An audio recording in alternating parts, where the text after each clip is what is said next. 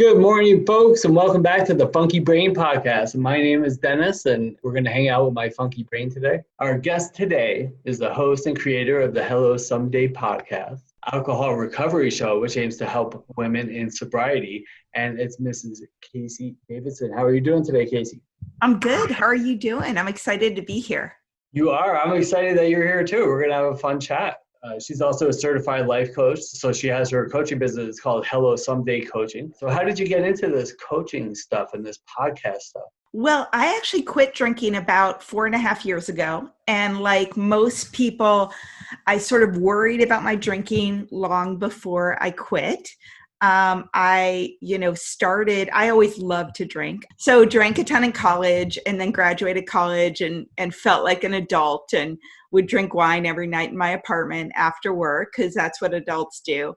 And it was just a part of my life. Like it was a part of who I thought my identity was. It was how I had fun. It was sophisticated. I met my boyfriend, now my husband, and we moved to Seattle from DC. We used to go out in our kayaks and I would, have wine in a water bottle, because you don't want to spill it. And he would have his beer, and all of our anniversary trips were to wine tasting regions and tons of dinner parties with friends. I mean, it was just, I drank 365 days a year, 7 days a week. At the same time, I was a corporate girl. I was climbing the corporate ladder at a bunch of big companies and startups, and my anxiety started going off the chart. And of course, I thought it was because I had such a stressful life and my job was so hard.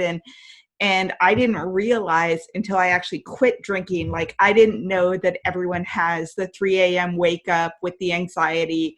I thought that I was just so stressed out that this is what happened, and that wine was actually part of the glue holding me together. Like it was my one treat. I would work late at night with my wine next to me, typing on the computer, right? It was sort of what helped me keep going and bond with colleagues at happy hour and complain about our jobs. It was just part of our lives. And, my dad passed away when I was 29. I drank my way through that. Somewhere after I had my son, so I had my son at 32, and I pretty quickly went back to drinking and would just, start drinking a bottle of wine a night and thought it was normal. I kind of did. I surrounded myself with big drinkers.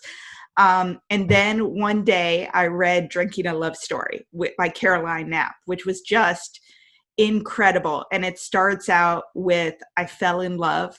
And then because the thing that I loved was destroying everything in my life, I had to fall out of love. And just goes into the romance of drinking and how incredible it is and how you feel and how you're, just the progression, right? Between starting to have drinks before you meet colleagues and starting to drink after you come home from the party and thinking about whether you have enough. And, that was a wake up call. And I all of a sudden wrote myself a note, like, I have a problem with drinking. I need to stop. And then in classic form, 5 days later, I came back to the note and did an addendum. Nope, no problem with drinking. It's all okay. My brain was like, ooh, let's back off of this. So kept drinking pretty much until I was 38, when all of a sudden, again, major anxiety attacks, really unhappy despite having a fabulous life and a great husband and a great kid. Kind of had a moment of crisis. I found a secret Facebook group of people trying to quit drinking and posted there, said, hey, I'm 38. I work in tech. I have a great husband and kids, and I drink like this, and I'm terrified to stop. At 38, I got on this group, and 20 women wrote me back and said, I am just like you, and I get it, and it's okay. I quit and I feel better, and here's how I did it.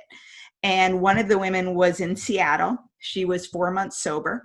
We had a lot in common just in life. And she said, I go to AA and I love it. And let me bring you to a meeting.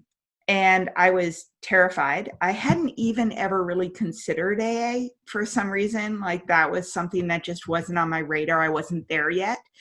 And so I went to a meeting with her. It was interesting. She loved it. I was so happy she could hold my hand through it. For about 4 months, I went to meetings, 5 days a week, women's meetings at 10 a.m. At about 4 months, I got pregnant with my daughter. And I went back to work. And my boss was actually sober for 20 years and she knew about what I was doing and she was in AA. So I was like, you know what, I'm good. I had told her about my drinking. I told her I'd gone to AA. And so I pretty much backed completely away from that. And then once I had my daughter, I had done sort of like the slow shuffle backwards enough that I was like, you know what, I was just in a stressful time. It wasn't the drinking, I can moderate. The truth is I actually just wanted to drink. I started drinking, date with my husband, 2 drinks. When my daughter was like a week old, 2 weeks old, then another date, like a couple weeks later. Within a month, I was back to a bottle of wine in my house, drinking every night. It went on for 22 months. I was still a member of my secret Facebook group. I looked at the online, someone else was posting about their day one, and someone in the string recommended a sober coach that I'd heard about a lot, that I knew other people had worked with and raved about. And I went into the office at 10 a.m. and I emailed her and was like, okay, I'm going to do this. That's how I quit drinking. That was my last day one. And her goal was just get 100 days without alcohol. And that's what I do with my coaching clients now. I've done a lot of life coaching. My approach is different. And yet the goal is the same because, as you know, a lot of people quit for 30 days and then they say, I'm good. Or they get to 50 days when like some more anxiety hits and like life happens. And they're just like, you know what, I've done enough. I can moderate. So by 100 days, I had to go through parties and happy hours and anxiety and frustrations at work and being overwhelmed by my kids and what to do on a Friday night and going on dates with my husband. And I hadn't drank. And I'd had support from my coach. I emailed her every day for a year. I mean, I just, even after we stopped kind of working closely together, I'd be like, I'm on day 10 and here's how I'm feeling. I'm on day 12. And she would write me back and give me feedback and reassure me and tell me it was normal and tell me to hold on, that it gets better. And I believed her. And so that's it. And after I quit drinking for about 2 years, I was going on yoga retreats with sober women. My world got so much bigger. I kept all my friends who drank, the ones who were there for me no matter what. We just went to brunch and on walks instead of big parties. But I made this whole new world of really cool women and some men who used to drink. I really loved my life. And at that point, I kind of got to the point where my corporate job that still caused me anxiety and stress and didn't fulfill me didn't seem that attractive to the life I was building anymore. It just, it was a disconnect from what I cared about and what I was building and what my heart wanted to do. And so I went back to coaching school, and I wasn't sure what it would mean. I was like, at the worst case scenario, I'll meet a lot of cool people and get some great self-development and internal coaching skills that'll help me at work. And best case, it'll be my next 20-year career.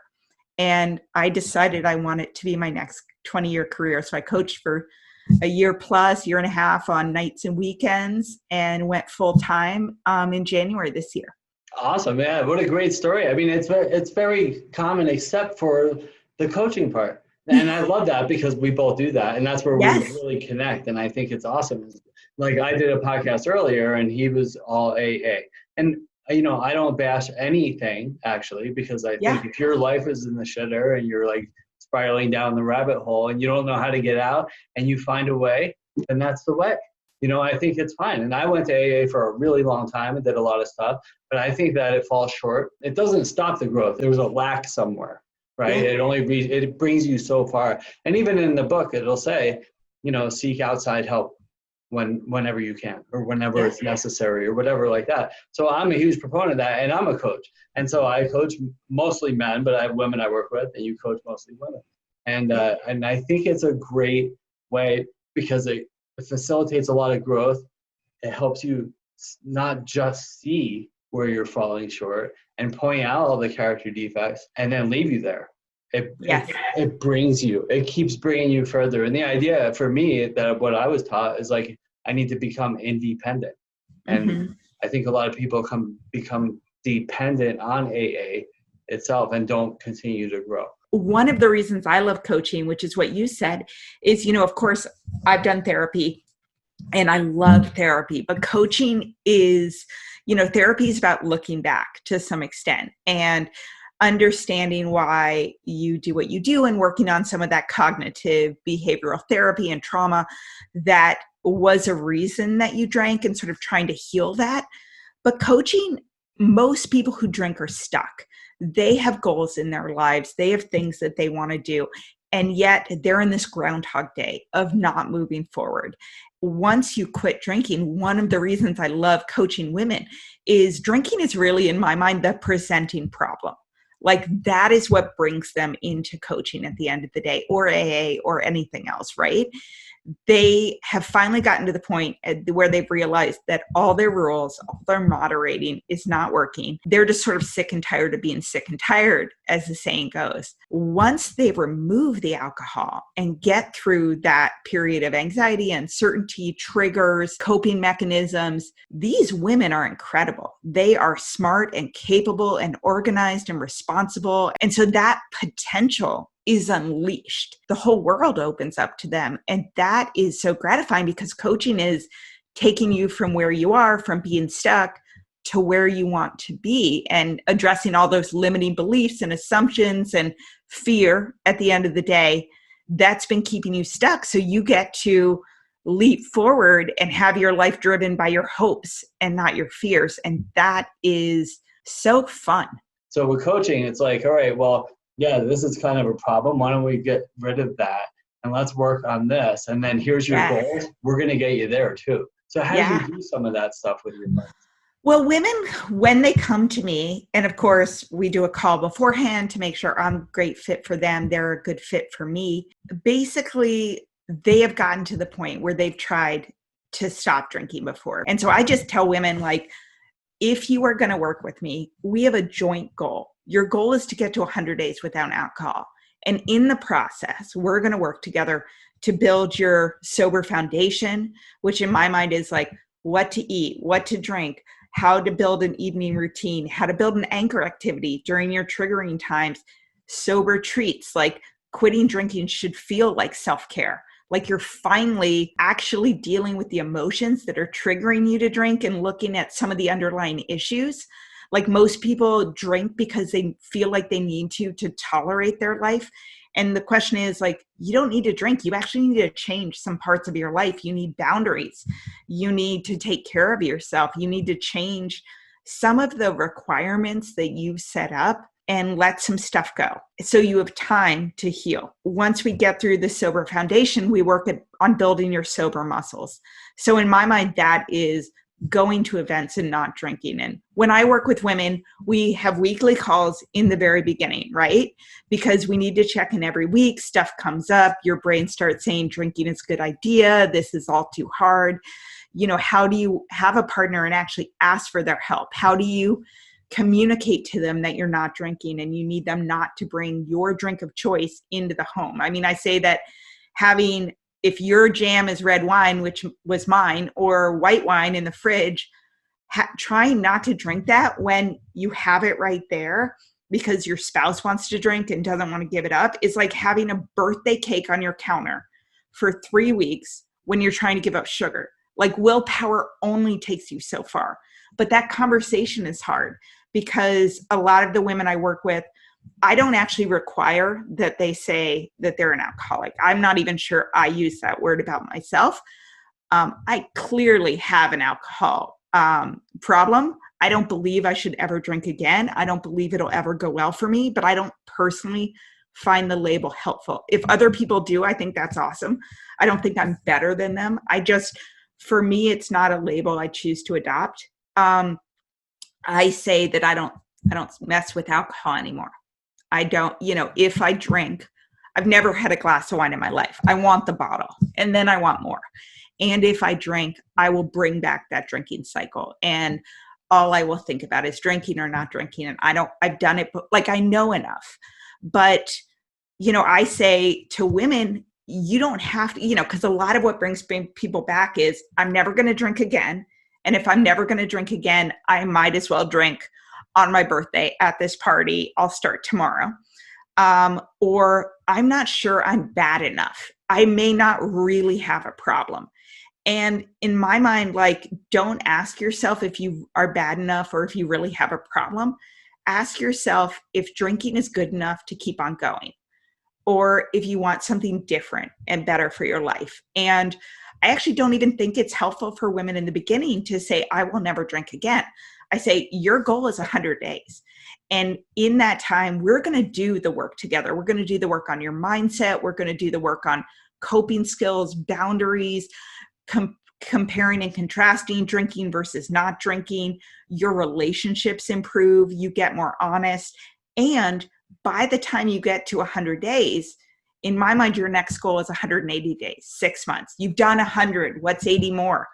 And then you get to 6 months and you're like, my life is better. My life is actually better.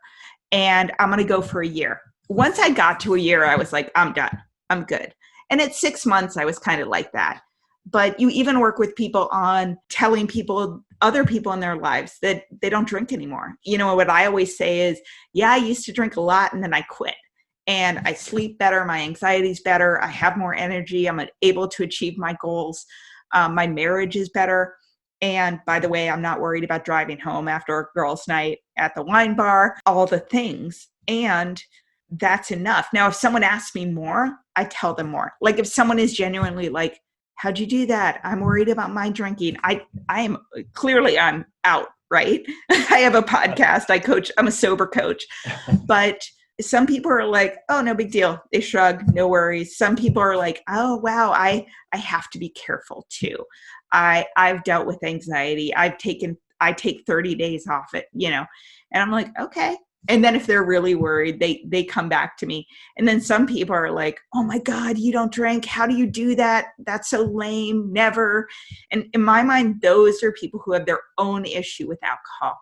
And there's no point in discussing it with them until they're ready. And maybe at some point they'll know I'm here. It's good for people to hear this, that they don't have to be stuck to the 12-step program if it's not something they believe in. If you believe in it and it's what you want to do, you should go there. I always say, and I pop in every now and then too. I went this last week and, it's fine. And I was noticing now that I don't go as much and I'm in my coaching world, I do what I do, that a lot of the limiting beliefs that are there. So it's good, to talk with somebody. My whole logo and my whole tagline, my webinars that I'm doing, it's all kick your addiction and master your life. Yeah. Like everything you were just talking about, it's so important to realize that, alcohol, drugs, food, sex, whatever you're addicted to, it's not the problem. It's what I'm using to cope with the problem. Yes. And it's definitely part of the problem. And we need to eliminate that part. And then we have to work on mastering our life. Yes. And people fall short there and they don't realize it's not a not drinking contest. And there are all those comments about being a dry drunk, which AA is great in doing that work too, right? And keeping your own side of the street clean. I truly believe in community, and that's being so important. I don't believe AA is the only way to find community and support. I found it on my secret Facebook groups. I'm a member of She Recovers Together, which is just a global, incredible organization. I'm becoming a She Recovers coach in addition to my other certification. So we have sharing circles. We have an amazing sharing circle in Seattle where just all these amazing women come together who all are either trying to eliminate alcohol or have eliminated alcohol and drugs. Drugs was not my thing. So you can find community online. You can find community in other people who don't drink around. There are a lot of groups and programs out there so that if just, another thing about AA, and I know they have meetings online now, which is great, but I was a working mom and the way that I quit drinking was podcasts and online groups. and emailing my coach, which I could do from the office or from my phone when I was rocking my daughter to sleep. I listened to a ton of memoirs, and I call them quit lit. They're sort of like chick flicks. There's quit lit for women, about other women who quit drinking and how they did it, and more importantly, what life is like now. And it's very similar to the AA. What was it like then? What happened? And what is it like now? Very similar, but it's in a way that's slightly more accessible. It doesn't have the idea of like, if you don't come back, you'll drink. The advice is not always go to a meeting or be of service, because a lot of times women's issue is not that they're not of service enough. It really isn't. It's that they're of service too much, that they are trying to please others, and they're scared of conflict, and they are worried people won't like them. They're of service to their spouse, their boss, their colleagues, the PTA. They're of service to their kids, and they actually need to not add meetings every day, to not add one more thing. They need self-care. You don't always need to go to a meeting. Sometimes you need a bath and a run and, another activity that actually fills them up. So she recovers, celebrates AA, and a patchwork of other recovery options, which some of that can be coaching, some of that can be yoga, some of that can be meditation. In my mind, and if you have a problem with drinking, whatever helps you stop drinking is awesome, because drinking is addictive. I mean, there is no question. And I think there's no judgment there.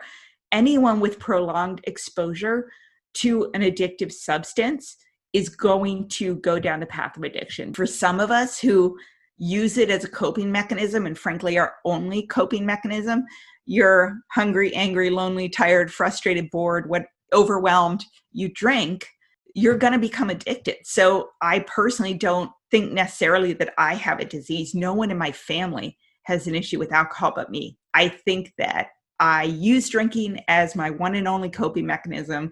I surrounded myself with drinkers. I drank 365 nights a year, and I became addicted to a substance that is designed to make you addicted. In the world of coaching, we go into this topic a little bit more. It is addictive, but it can also become an excuse. Yes. So, yeah, and that's something we need to be aware of, because we have to be 100% honest in order if we want to get to here, and we're here, so we need to become 100% honest. One of the things with addiction is that there's two parts, and it's really sad. There's the mental obsession part, and then there's the physical addiction, the cravings. So that's that one is too many, thousands not enough thing. So if I have one, now I'm going to get more, and I'm going to buy an 8-ball. And I'm going to smoke cigarettes and drive my car into things that don't move. So I shouldn't do that. So we have to take that out. That's the emotional obsession part. And then there's the physical part too. But we need to address all of it and then find a solution and stop using the problems in my life, my day-to-day stuff, my relationships, my health, my money, all that stuff. We can't use those as excuses. Those should be goals. Those should be positive things. Yes. I love that. But you need to have a coach to help you get there, right? Yeah. It's nearly impossible to do on your own. If you do that on your own, it's a miracle. It's not therapy. It's not any of that. It's like, wow, you're a unicorn. Yeah. Most people, and by most, almost everybody, can't do that on their own. So AA has the fellowship, which I think is great. And everything that you're talking about is those online groups. There are meetup groups, outreach groups. There's like thousands of groups everywhere. So you have to make that effort. Like there's people suffering sitting at home, maybe alone, listening to us, that are unwilling to pick up the phone and call. We can't reach them if we don't know they're suffering. And once they do, now you have somebody who's qualified to help you say, okay, this is where I am. This is where I want to go. Let's go. Let's get you there. That's why I love podcasting, and that's why I really love what you're doing, because this is an entryway for people to hear the message if they are not ready to raise their hand yet. And a lot of it is addressing those limiting beliefs, their fears. If I stop drinking, my life is over. If I stop drinking, I'll lose all my friends. It's all the little things. And I love what you're saying about coaching, because there are so many things that are underneath drinking. In my mind, not drinking is the foundation of everything else you want in life. It's the foundation of the job that you were terrified to go to because you thought that you were not good enough. You had imposter syndrome. You had anxiety and overwhelm because you're drinking. And therefore, you were terrified to take on more. It improves your relationship. It makes parenting kids easier. Numbing out with alcohol, parenting kids, waking up with them crying and you brutally hungover is awful. You have more patience and you also have more boundaries. It improves every aspect of your life. And so a lot of times people come to me and they're like, let's talk about my boss. Let's talk about my husband. And let's talk about how difficult my kids are. And I get that. But I'm like, trust me, let's get away from the alcohol and then we can address everything else, Yeah, absolutely. You got to get that part out of the way first. The biggest thing, and probably the last topic that we can really hit today, I think is it's one of my favorites that I go into it all the time. It's like, you only have to change one thing and that's everything. And it's a misconception. Like if only I can stop drinking, then everything else is going to be all right. I'm going to make more money, relationships will be better. Like you were just kind of talking. No, then you get to address it. Then you get to deal with it. And you have to work on it. And it requires like action steps. And then working on a lot of what I focus on is one thing at a time. So, all right, now clearly the drinking, that's the big one. Let's take that big boulder out of the way.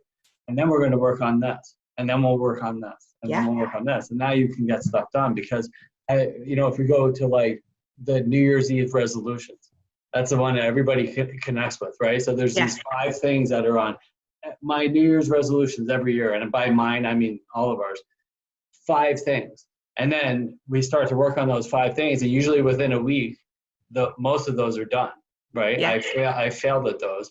And then all of a sudden, I need to do that. I need to lose weight. I need to fix this and fix that. And then a year later, the next January or December 31st, those same 5 things are on those. You're still stuck.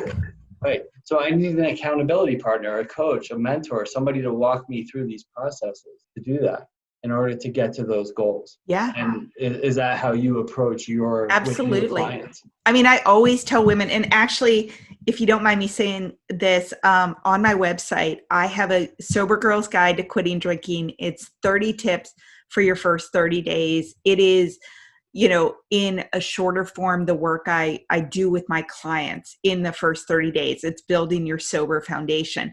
And it's a 30-page guide. So if you go to hellosomedaycoaching.com, you can get that absolutely free. But I tell women that not drinking requires a singular focus. And I really discourage women from trying to go on a diet in addition to quitting drinking. I mean, overachievers, women are like, okay, I'm going to quit drinking. I'm going to exercise 5 times a week. I'm going to only eat healthy foods. And after 3 weeks, you're done. And you don't know whether you're miserable because you're starving or you're miserable because you can't do it all. You can't do it all at once. Yeah. And a lot of women do the opposite, right? They're like, I'm going to do Whole 30 so that I don't drink. And that doesn't work either because you're never actually addressing your fears about quitting drinking, your fears about what your life will be like, what you're going to do in the evenings. You're just white knuckling it through. And by the way, that's no fun, right? So I love what you're saying about one thing at a time. And also the great thing about coaching is it's not our agenda, right? It is, it's my agenda in that you're coming to me because you have an issue with alcohol. And I believe, like I said, I'm not a moderation coach. Like if you want to drink once a week, I'm not the coach for you. But beyond that, you get to choose what your dreams are and what you want to achieve, and what's important in your life. And we get to do all the values work and the work on what is your ideal life and what does that look like and what's lining up. And I don't know what your ideal life is. I don't know what your dreams are, but I can help you get there. Yeah. Yeah. And it's about having them point it out and then let's work together to develop a plan, a strategic, specific, actionable plan that we can measure and achieve along the way. But you need to have somebody to hold your feet to the fire, somebody to keep you accountable, be like, did you do that this week? Well, why Yeah. not? All right, well, let's get this done next week. Otherwise, we can't move forward because Yeah. these are your goals. And you're Yes. going to continue to not achieve them if you don't do what I'm asking you to do here, which is why you're paying me. Yeah. So it's awesome stuff. To get in touch with you. Yeah, to get in touch with me, the best place is my website. So it's hellosomedaycoaching.com. You can also listen to my podcast, which is on anywhere you listen to podcasts. It's the Hello Someday podcast. And it's for busy women who are ready to drink less and live more. And it is life coaching and bringing on experts and authors and thought leaders, as well as myself, to basically touch on all the life coping skills. Well, awesome, Casey. This has been so great. We had a great talk. So thanks again, everybody. Go check Casey out, and we'll talk to you soon. Have a great day today. So you can't think your way into a new way of acting. You have to act your way into a new way of thinking and being. Hi, I'm Dennis Berry, best-selling author, speaker, and life coach for addiction recovery. So many people are stuck in their addiction, whether it's like drugs or alcohol or food or shopping or sex or money, and they think they could just stop or try to figure it out on their own, but they don't change anything in their lives. Nothing changes if nothing changes. In order for change to happen, you have to change something. My clients will be like, oh, I'll stop tomorrow, or if this happens, then I stop, or someday I'll just give it up. And then they just sit around and think, and hope for different or better results, but it doesn't happen. You have to take action. Action most people aren't willing to take. People don't become willing until they're in enough pain, me included. And unfortunately, they wait, and time passes by. Even if you are willing, you don't even know where to begin. And that's where I come in.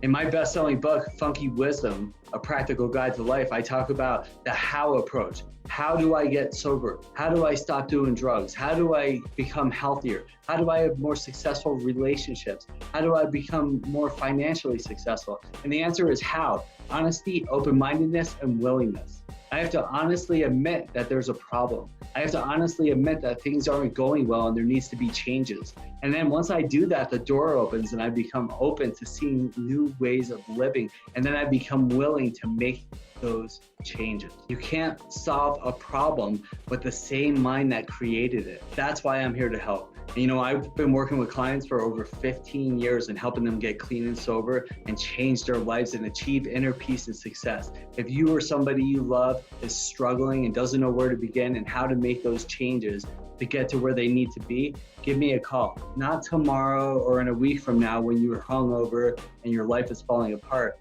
Call now. Start making that change today and you'll be glad that you did. I'm sending you love and good vibes. Have a great day today.